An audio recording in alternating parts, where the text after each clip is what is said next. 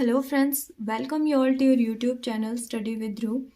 आज के video lecture में हम नेक्स्ट थ्योरम पर डिस्कस करेंगे और ये थ्योरम बेस्ड है motion of a vertical elastic string पर। जो लास्ट वीडियो हमने बनाई थी उसमें हमने हॉरिजॉन्टल पे हमने डिस्कस किया था, मतलब एक टेबल, हॉरिजॉन्टल टेबल पे रख के मोशन कैसा आता है उस पर डिस्कशन किया था। इस वीडियो में हम वर्टिकल पे बात करेंगे, ठीक है। तो थ्योरम क्या कहती है? A particle of mass m hangs in equilibrium from a fixed point O by an elastic string या spring, ठीक है, of natural length L and modulus of elasticity lambda। अब तक वही बात कर रहे हैं कि एक फिक्स्ड पॉइंट है O और एक m मास को लटकाया हुआ है, वो इक्विलिब्रियम पे है, नेचुरल लेंथ L दे रखी है, मॉडुलस ऑफ इलास्टिसिटी जो है वो लैम्डा दे रखा है। फिर कहता है extension produced in the string being e. अब हमने जैसे पीछे क्वेश्चंस में एक्सटेंशन को हम एक्स से डिनोट कर रहे थे, बस वही एक थोड़ा सा चेंज है कि इसने एक्सटेंशन को क्या ले रखा है, ई ले रखा है। क्लियर है? फिर कहता है the mass is then further pulled from a further length a that is less than e. यानी कि अब क्या किया, वही जो दूसरा एंड था उसको पकड़ के खींचा और इस तरीके से खींचा है कि इस बार जो उसका लेंथ है वो एक्सटेंशन से थोड़ा सा कम है, ठीक है, मतलब जो इसकी एक्सटेंशन रहेगी वो बड़ी रहेगी उससे। एंड देन लेट गो, और अब इसका मोशन डिस्कस करना है। बात क्लियर है? सबसे पहले डायग्राम पे आ जाते हैं। अब वर्टिकल मोशन है तो जो डायग्राम होगा, वो जो स्प्रिंग होगा वो वर्टिकली हमें लटकाना पड़ेगा, ठीक है। चलो साथ के साथ करते जाते हैं। कहता है सबसे पहले हमने एक ओ ए लिया है, यानी कि जो स्ट्रिंग की अपनी नेचुरल लेंथ थी स्ट्रिंग की। फिर हमने इसको ई तक, हमने इसको मतलब एम मास जब हमने इसको लटकाया तो ये बी पॉइंट तक पहुंच गया, और बी पॉइंट तक ये जो एक्सटेंशन आया है इसका, उसको क्या माना है इसने, ई। बात क्लियर हुई? अब देखो, जब भी कोई चीज़ वर्टिकली लटक रही होती है तो उस पर जो आपका ग्रेविटी होता है वो फोर्स लगाता है, और वो फोर्स कितना होता है आपका, मास इनटू दैट जी। तो यानी कि ये फोर्स भी अब इसमें एक्ट करेगा, ठीक है। अब आगे कहता है कि if T not is the tension at B then, मतलब इस बी पॉइंट पर अगर इस पे टेंशन लग रही हो टी नॉट, तो क्या होगा, कि एम जी जो है आपका that is equal to T not and that is equal to lambda e by L. अब ये लैम्डा ई बाय एल तो आप सबको पता है कैसे आया, क्योंकि जो आपकी टेंशन होती है वो किसके इक्वल होती है, lambda into extension upon natural length. Extension कितना है, ई है, नेचुरल लेंथ एल है। अब यहाँ पे ये एम जी के इक्वल क्यों लिया है वो मैं आपको बता देती हूँ, क्योंकि यहाँ पे जो आपका टेंशन होगा, जो टेंशन लगेगी, वो टेंशन जैसे आप सभी को पता है वो टेंशन कितनी होती है, जो हम फोर्स लगाते हैं उसके अगेंस्ट जो फोर्स लगती है उसी को टेंशन बोलते हो ना, अपोजिट डायरेक्शन में। तो जो इस साइड फोर्स लग रही है वो आपका ग्रेविटेशनल फोर्स लग रहा है, दैट इज एम जी। अब जो आपका टेंशन लगेगा वो इसके ही तो अपोजिट लगेगा, तो ये जो टेंशन रहेगी वो क्या रहेगी, एम जी। और इस हुक्स लॉ की हेल्प से हमने इसकी वैल्यू निकाल ली। क्लियर है? तो ये हमने क्यों किया, लैम्डा की वैल्यू फाइंड आउट करने के लिए। तो यहाँ से आपके लैम्डा की वैल्यू क्या आ जाएगी, ये एल इधर डिवाइड में था, इधर मल्टीप्लाई में, और ये इधर ई मल्टीप्लाई में था, इधर डिवाइड में। तो ये आपकी किसकी वैल्यू आ गई, लैम्डा की। इसको हमने इक्वेशन 1 नाम दे दिया, ठीक है। फिर देखो, let mass m pulled to a point C. अब कहता है दूसरे डायग्राम की तरफ ध्यान से देखो, ये आपका ओ था नेचुरल लेंथ के साथ, जैसे ही आपने मास एम लटकाया ये इतना एक्सटेंशन आ गया ई बी तक। फिर कहता है हमने इसको पकड़ के खींचा, इस मास को कहाँ तक, पॉइंट सी तक, ठीक है, सी पॉइंट तक हमने इसको खींचा है। ये बात इसने कही है सच दैट, किस तरीके से कि आपका ये जो बी सी है, यानी कि ये जो डिस्टेंस है बी से सी तक का, ये आपका कितना होगा, ए होगा, ठीक है। और ये ए कैसा है, लेस देन ई, मतलब ये जो एक्सटेंशन आया है ना आपका, इस एक्सटेंशन से छोटा है ये, ठीक है। देन रिलीज्ड इज, और फिर इसको छोड़ दिया जाता है, मतलब सी पॉइंट तक ले जाके फिर इसको फ्री छोड़ दिया जाता है। When particle is at point B, जब हम इसको खींच रहे थे तो बीच में हमने एक पॉइंट लिया है पी, जैसे बी की तरफ से जब हमने इसको पुल किया तो हमने एक पॉइंट पी लिया जो कि बी से एक्स डिस्टेंस पे था। बात क्लियर हुई? तो यानी कि बी से पी तक का जो डिस्टेंस था वो कितना है? एक्स है। अब हमने कहा कि जो हम उसको पुल कर रहे थे तो बीच में एक पॉइंट पी आता है, तो उस पी पॉइंट पर कितनी टेंशन होगी वो हम निकालेंगे इक्वेशन ऑफ मोशन यूज़ करके। अब देखो, इक्वेशन ऑफ मोशन मैंने आपको कितना बताया, क्या बताई थी? Force is equal to mass into acceleration. Last video जिसने देखी है उसे पता होगा। अब यहाँ पे आपका फोर्स, लास्ट वीडियो में मैंने आपको बताया था कि वहाँ पे फोर्स सिर्फ आपकी टेंशन लग रही थी, ठीक है, लेकिन इसमें आपका ग्रेविटी भी फोर्स लगा रहा है, दैट इज mg। तो यहाँ पे आपका जो फोर्स होगा वो क्या रहेगा? जो ग्रेविटेशनल फोर्स लग रहा है उसमें से आपकी टेंशन माइनस हो जाएगी, यानी कि mg माइनस टी आपका फोर्स होगा। और इनटू में मास, इनटू में एक्सेलरेशन, वही अगर आपने पिछला वीडियो देख रखा हो तो d2 square upon x upon में dt स्क्वायर, यानी कि डिस्प्लेसमेंट का डबल टाइम डेरिवेटिव। क्लियर है? अब आगे देखो, टी की जो आपने वैल्यू निकाली थी पी पॉइंट पे वो कितना होगा? टेंशन क्या होता है हुक्स लॉ की हेल्प से? लैम्डा इंटू एक्सटेंशन अपॉन में लेंथ, और यहाँ पर एक्सटेंशन कितना है? ए से पी तक का जो डिस्टेंस होगा वही तो आपका एक्सटेंशन है, क्योंकि एक्चुअल लेंथ कितनी थी? ए तक। बात कहाँ कर रहे हो? पी पे। अब ए से पी तक का डिस्टेंस कितना हुआ? ई प्लस एक्स, क्योंकि ए से बी तक कितना है? ई है, बी से पी तक है एक्स, तो दोनों का एडिशन ई प्लस एक्स, तो यहाँ पे यही हुआ एक्सटेंशन अपॉन लेंथ। बात क्लियर है? तो यहाँ पर आपके पास चल रहा है m d2x अपॉन dt का स्क्वायर जो है वो क्या है? mg माइनस इस t की वैल्यू पुट कर दी, दैट इज दिस। क्लियर है?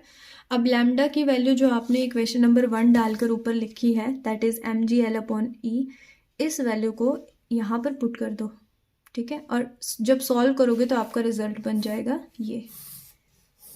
अगर मैं यहाँ पर इसको लिखूँ md2x अपॉन dt स्क्वायर, ये आपकी इक्वेशन बन गई। मतलब देखो यहाँ पे क्या था? m और ये था, इनटू में आपका mg माइनस टी, टी की वैल्यू पुट करो, फिर इस लैम्डा की वैल्यू पुट करो और इनको सॉल्व कर दो, तो आपके पास ये इक्वेशन बन के तैयार होती है। ठीक है, अब दोनों साइड m से m कैंसिल हो जाएगा, तो आपका इक्वेशन कैसी बन जाएगी? d2x upon dt square minus का g अपॉन में e इंटू एक्स। अब इसको, ये कांस्टेंट वैल्यू है, इसको मैंने म्यू मान लिया और इंटू में x। अब ये सेम इक्वेशन किसकी बन गई? जो आपने पिछली थ्योरम में निकाली थी, और ये किसकी इक्वेशन थी? SHM की। किसकी? Simple harmonic motion. तो यहाँ से आपको क्या पता चला कि जो ये आपका मोशन होगा स्ट्रिंग का, वो सिंपल हार्मोनिक मोशन होगा, जिसका ऑसिलेशन किसका जो सेंटर रहेगा, यानी कि जिस पॉइंट के थ्रू वो ऑसिलेट करेगी वो पॉइंट क्या है? B है। आई थिंक आपको यहाँ तक बातें क्लियर हुई हैं। फिर जो आपका BC रहेगा वो आपका एम्पलीट्यूड हो जाएगा A। ठीक है, अब आगे मूव करते हैं। हमने मोशन पर बात की, अब हम वही जो हमने पिछले वीडियो में मैंने जैसे आपको बताया था, जब मोशन पे डिस्कशन की बात आएगी तो सबसे पहले आप ये पता करोगे कि ये कौन सा मोशन है, और उसके बाद आप डिस्कस करोगे इसका वेलोसिटी एंड टाइम पीरियड। तो अब देखो, पीरियड ऑफ ऑसिलेशन क्या था आपका? जैसे कि मैंने बताया था वो क्या था? 2 पाई अपॉन में under root mu. Value put करो। अब इस इक्वेशन में जैसे आपने पीछे म्यू की वैल्यू, अंडर रूट म्यू को जो आपने लेट कितना किया था उसकी वैल्यू आप यहाँ पे पुट करो, अंडर रूट E/G आपका आंसर आ जाएगा। यानी कि पीछे जब आपने सॉल्व किया था तो वहाँ पे आपका म्यू आपने किसको लेट किया था? G/E को। ठीक है, और अंडर रूट म्यू का मतलब क्या होगा? इसका भी अंडर रूट करोगे, फिर इसको डिवाइड में जाएगा तो ये ऊपर जाके E/G बन जाएगा। बात क्लियर हुई यहाँ तक? अब देखो, अब आपके पास एक इक्वेशन नंबर 1 थी, वो इक्वेशन थी ये, मैंने यहाँ पे वापस से लिख दिया लैम्डा की वैल्यू। ठीक है, यहाँ से आप E की वैल्यू फाइंड आउट कर लो। E को जब इधर लेके जाओगे तो ये लैम्डा डिवाइड में आ जाएगा, इस वैल्यू को यहाँ पर पुट कर दो E की जगह, और आपका जो पीरियड ऑफ ऑसिलेशन है वो आ जाएगा 2 pi under root ML upon lambda. ठीक है, इसी तरीके से आपने टाइम पीरियड निकाल लिया, मोशन भी डिस्कस कर लिया। अब क्या निकालना रह गया? वेलोसिटी। तो मैक्सिमम वेलोसिटी आपकी कितनी रहेगी? Amplitude under root mu. A कितना था आपका? अभी मैंने पिछले पेज पे बताया था कि बी सी आपका क्या था? ए था, और ये क्या था आपका? एम्पलीट्यूड। ठीक है, तो amplitude into under root mu, और अंडर रूट म्यू की वही वैल्यूज़ आप पुट करो, जी बाई ई, और फिर से ई की जगह आप वैल्यू पुट करोगे m g l upon lambda. G से जी कैंसिल होकर आपकी वैल्यू आ जाएगी ये। तो ये आपकी वेलोसिटी है, ये आपका टाइम पीरियड है, और मोशन कैसा है? Simple harmonic motion. ठीक है, इसी का अब एक पार्ट बी भी दे रखा है जो आपको समझना है, अच्छे से समझ लेना, क्योंकि आपके जो क्वेश्चंस होंगे ना उसमें ये थोड़ा सा आपको हेल्प करेगा करने में।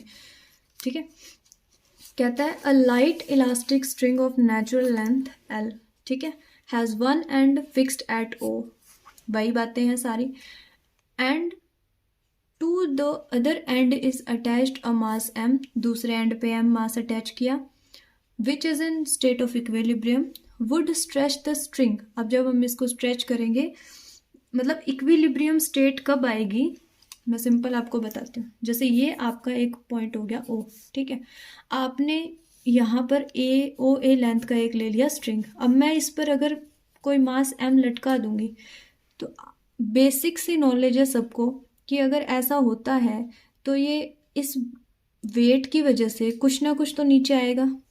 ठीक है, वो बी पॉइंट है, और वो जो कुछ ना कुछ नीचे आया है दैट इज ई, और ये ई पॉइंट इतना सरकने के बाद ये इक्विलिब्रियम पे आ जाता है, मतलब यहाँ पे ये रुक जाता है। तो मास लगेगा तो कुछ ना कुछ तो नीचे आएगा ही। तो इसने बोला है कि ये ई डिस्टेंस के बाद या ई कवर करने के बाद, लेंथ ई करने के बाद ये इक्विलिब्रियम पे आ जाता है। ठीक है, तो मास इज पुल्ड डाउन और डिस्टेंस ए ग्रेटर देन ई।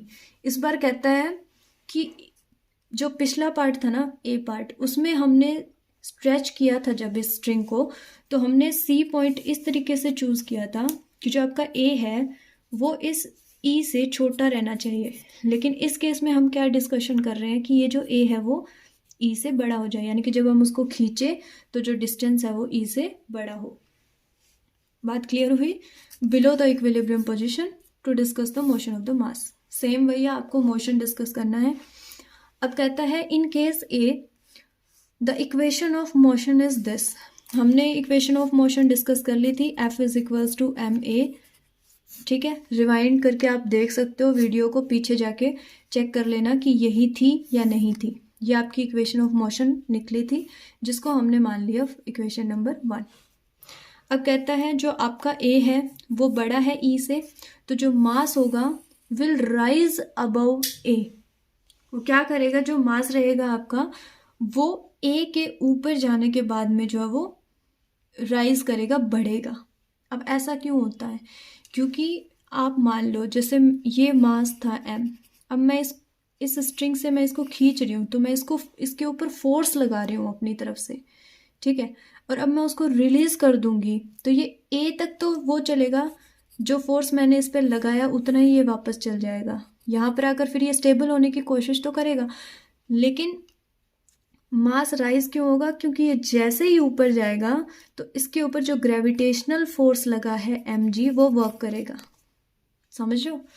फिर क्या कहता है, जो आपका b से a तक का जो है B A is equals to e. अब आपको इसको डायग्राम में देखो ध्यान से, b से a आपका डिस्टेंस क्या था? e, और ये कौन सा डिस्टेंस है? जब आपने मास लटकाया तो ये कितना नीचे आया। ठीक है, तो वो e है, और जो एम्पलीट्यूड है a, जो आपका b से c तक का जो डिस्टेंस था बी सी क्या है आपका? a है, और यही आपका एम्पलीट्यूड है, और एम्पलीट्यूड इस e से बड़ा है। ये क्वेश्चन में गिवन है। ठीक है, ओके। अब कहता है अबव ए। इसमें आपको ज़्यादा कोई मैथमेटिकल वर्क नहीं है, आपको जस्ट समझना है कि इसमें हो क्या रहा है। ठीक है, तो कहता है ए से ऊपर। डायग्राम को आप माइंड में बिठा लो अच्छे से, ये आपका डायग्राम है। ठीक है, जिस पर हमें काम करना है। अब कहता है अबव ए, इस पॉइंट ए के ऊपर द स्ट्रिंग बिकम स्लैक। अब आप खुद सोचो कि ऐसे समझ लो, आपने एक धागा लटका लो ऐसे इस तरीके से, और इस धागे की लेंथ आपकी मान लो 10 सेंटीमीटर आपने ले रखी है। अब इस उससे ऊपर अगर आप रखोगे, ऊपर कर दो उससे अगर आप, तो क्या होगा, धागा जो है वो ऐसे सिकुड़ने लगेगा, मतलब ठीक है। अभी तक तो बिल्कुल स्ट्रेट होएगा, लेकिन उसमें फिर ऐसे बल खाने लगेगा, उसको बोलते हैं स्लैग, ठीक है। तो वो स्लैग करने लगेगा and there is no tension, और जो वायर रहेगी उसमें टेंशन क्या है, नहीं बचेगी। बात समझ में आई? The mass moves freely under gravity with acceleration minus g till it comes rest. अब जो मास है वो फ्री मूव करेगा और उस पर ग्रेविटी वर्क करेगी, और एक्सेलरेशन कितना लगेगा, माइनस जी। माइनस जी क्यों लगता है, क्योंकि ग्रेविटेशनल फोर्स उसके अगेंस्ट लगेगा, अपोजिट डायरेक्शन में। तो जब तक जो बॉडी है वो रेस्ट पे नहीं आ जाती, एक्सेलरेशन लगता रहेगा, और जब वो रेस्ट पे आ जाएगी तो वो मतलब वहाँ पे बंद हो जाएगा, जो मास है वो मूव करना बंद कर जाएगा। Then because of weight it moves downward and reaches A. अब कहता है कि जैसे ही ये ए से ऊपर जाएगा तो ये स्लैक होना शुरू हो जाएगा, और इस पर force of gravity M G लगना स्टार्ट हो जाएगी, जिस पर माइनस जी बोल रहा है कि लाइक उल्टा मतलब एक्सेलरेशन लगेगा। तो अब ये फिर से नीचे आना स्टार्ट हो जाएगी, डाउनवर्ड मूव करना शुरू कर जाएगी ए तक आने तक, यानी कि ऊपर जाएगी, फिर इस पर एम जी लगेगा, फिर ये ए तक पहुंची with same velocity moving upward. जितनी वेलोसिटी के साथ ये ऊपर गई है उतनी ही वेलोसिटी के साथ ये नीचे आएगी, कहाँ तक, पॉइंट ए तक। अब क्या होगा, ए पॉइंट तक आने के बाद टेंशन लगना शुरू हो जाएगा स्ट्रिंग में, और फिर से ये क्या करेगा, एसएचएम में मूव करने लगेगी। अब इसने क्या कहा, सबसे पहले यहाँ पर ए पॉइंट पे था, मैंने मास एम लटकाया, फिर इस पर क्या लगी, ग्रेविटेशनल फोर्स लगी, ये बी पॉइंट तक आया, एक्सटेंड हुआ, फिर इसमें क्या आ गया, फोर्स ऑफ टेंशन लगने लगा, फिर मैंने इसको सी तक खींचा, सी तक खींच के मैंने इसको छोड़ दिया। अब जितना फोर्स यहाँ तक खींचने में लगा था ये वापस यहाँ तक तो जाएगा, ए तक जो इसकी एक्चुअल लेंथ है, और क्योंकि अब इस पर फोर्स लग रहा है तो ये उसी स्पीड से ऐसे जा रहा है, यहाँ तक पहुँच के ये स्लैक होना शुरू हो जाएगा। स्लैक होने की वजह से ये फिर से नीचे आने लगेगा, क्योंकि इस पर क्या लगेगा, अब ग्रेविटेशनल फोर्स लगना शुरू होगा, उतनी स्पीड से ये नीचे आएगा। ए तक आने के बाद फिर से जो मास है उससे की वज़न की वजह से ये बी पे आएगा, और फिर से वही, क्योंकि हमने इसको खींच के छोड़ा हुआ है तो ये फिर से एस एच एम का मोशन शो करने लगेगा। तो इस तरीके से ये एस एच एम कंटिन्यू रहेगा। समझ आ गया? तो दस वी हैव, पहला क्या है, the motion is simple harmonic motion from C to A. C से लेकर के ए तक ये क्या शो कर रहा है, एस एच एम का मोशन शो कर रहा है। The motion is free under gravity from A upwards to position of rest and back to A. यानी कि इस ए से लेकर के जहाँ तक ये जा रहा है ऊपर, जहाँ पर ये रेस्ट पे आ रहा है, वहाँ से लेकर के वापस ए तक का जो ये इसका जो पोजीशन है, जो ये सीधा सा मतलब क्या है, उस पॉइंट से ए तक वापस आना, फिर इस ए से वहाँ तक जाना, फिर ये वाला जो मोशन है ये मोशन भी क्या कर रहा है, again the motion is simple harmonic motion from A to C. तो सिंपल इसमें वही कह रहा है जो मैंने आपको बताया कि पहले ये ए पे था, मास अटैच करते ही बी पे आया, फिर इसको हमने खींच के छोड़ दिया, फिर ये वहाँ पे जा रहा है, फिर वापस नीचे आ रहा है। तो मतलब बेसिकली क्या कर रही है, ए से ए पॉइंट तक तो ये रेस्ट वाला काम कर रहा है, वही कि ग्रेविटी का फोर्स लग रहा है, और बाकी जो ए से सी तक है वो कौन सा मोशन चल रहा है, इसका S H M, simple harmonic motion work कर रहा है। नेक्स्ट वीडियो में हम इस पे बेस्ड एग्जाम्पल्स करेंगे। So thank you so much, मिलते हैं हमारी नेक्स्ट वीडियो में एग्जाम्पल्स के साथ।